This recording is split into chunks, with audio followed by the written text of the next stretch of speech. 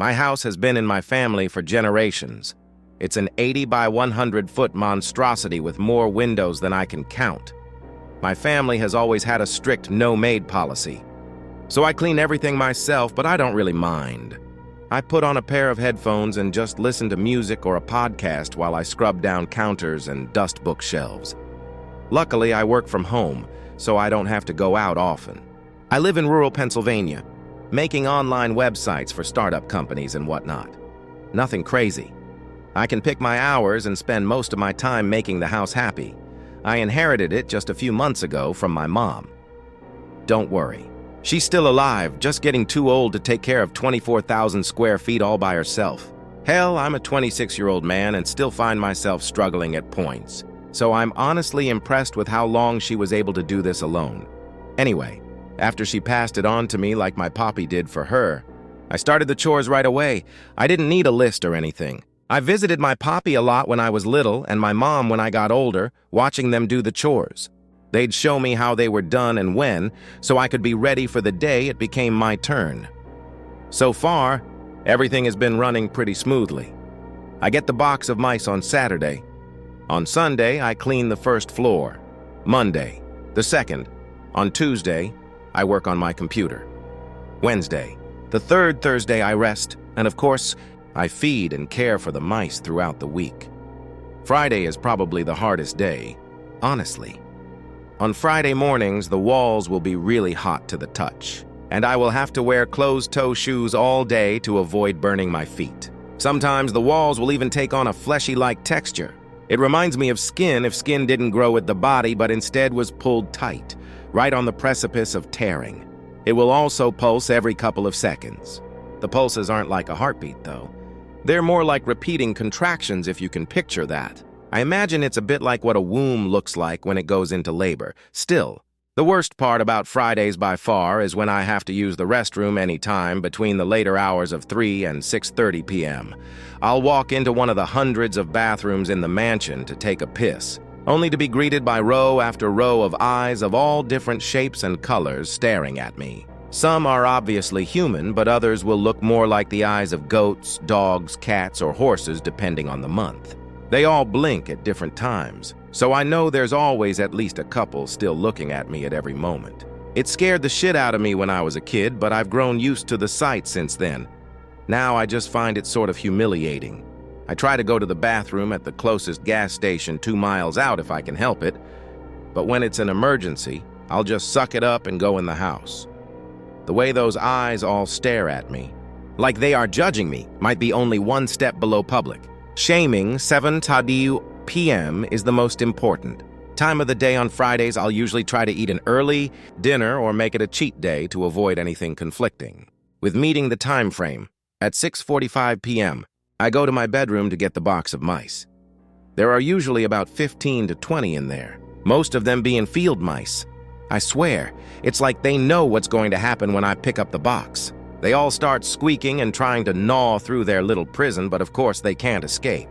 They are as stuck in that box as my family is in the house. I feel a bit bad for them, but my poppy always told me it's better to just accept it. The house is pretty big, so it takes a good 10 minutes to zigzag through the halls to get to the door of the attic. The other 5 minutes are spent just trying to convince myself to go up there. I don't mean I'm scared of the attic. I've long since outgrown that. It's the smell. First thing that hits me whenever I open that door is the most god-awful stench I've ever had the displeasure of smelling. The closest thing I can compare it to is the smell of a dead animal carcass that's been left to rot in extreme humidity for days on end. Except, imagine that times 10. My mom used to say every time without fail whenever she opened it, "Yup, still absolutely horrendous." I would get a nose plug or something, but then I'll have to breathe through my mouth. And I don't want a chance tasting that vile odor. I know it sounds stupid, but after I try my best to psyche myself up for a couple minutes, I'll do a little countdown. 2, 1. Then I'll take a deep breath and dead sprint up the stairs while simultaneously gagging on the smell. My mom used to actually lock me in there as a kid and have me sit on the first couple steps in the pitch black when I did something bad.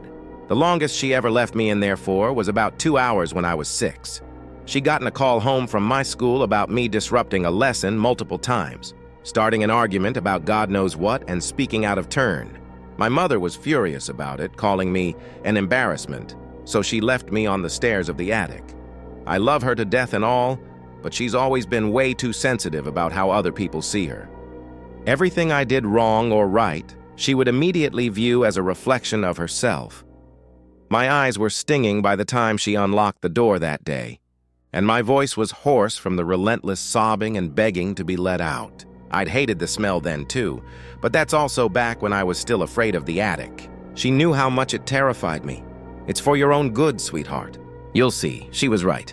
What she did, really, was just her way of getting me used to what would one day be my every Friday night. Anyway, as I was saying, I'll dead sprint up the stairs. There are quite a number of stairs to the attic, so it's no short run. My poppy says he won all those medals in running because of constantly running up and down the attic stairs. It's certainly a workout.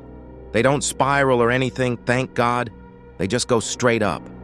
There's no light switch for the stairs, so I either use a flashlight or the flashlight feature on my phone to see where I'm going.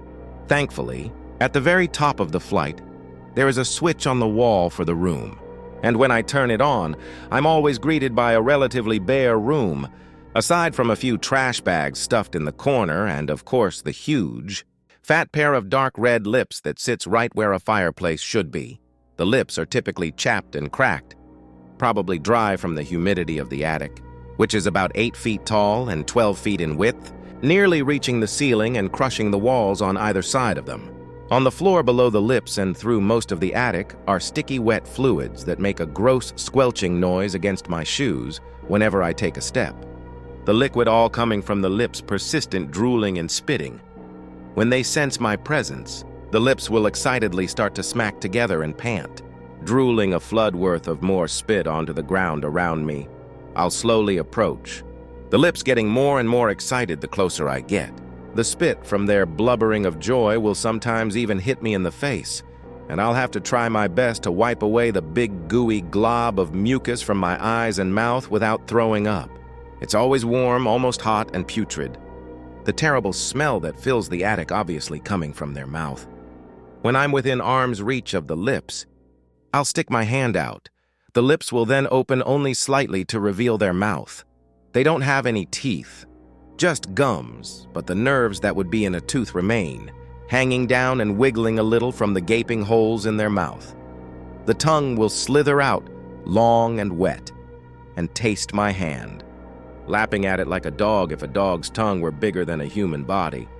That's how they make sure it's me. They have no eyes up here, so they rely on their taste buds for clarification.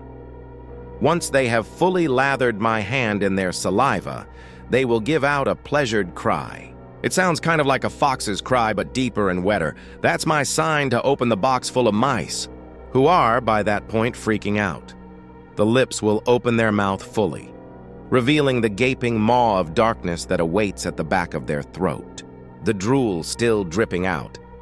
Without hesitation, I'll unceremoniously dump all of the squeaking, crying mice into their mouth, the little creatures pathetically getting stuck in the globs of mucus in the lips' mouth, rendering them unable to free themselves from the warm, damp cavern that is soon to be their grave.